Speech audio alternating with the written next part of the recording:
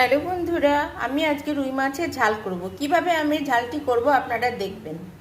আমি মাছে নুন হলুদ মেখে নিয়েছি। এখানে 500 রুই মাছ আছে। গরম হয়ে গেছে বন্ধুরা, কড়াইটা গরম হয়ে গেছে। আমি এবার তেল দিয়ে দিচ্ছি, সর্ষের তেল। আর এখানে আমি নিয়ে নিয়েছি টমেটো কুচি, 1 চামচ আদা রসুন পেস্ট আমি করে নেব, ওখানে হাফ চামচ মতো আছে। আর আছে 10টা কাজু বাদাম, আর আছে আমার 1 চামচ সর্ষে বাটা, সঙ্গে কাঁচা লঙ্কা, এটা পেস্ট করে নেব। আর আমার পেঁয়াজ কুচি আছে, আর টমেটোটাও আমি পেস্ট করে নেব। আমি এখন বন্ধুরা আমি মাছটা ভেজে নিই। মাছ ভেজে আমি বন্ধুরা তুলে নিলাম।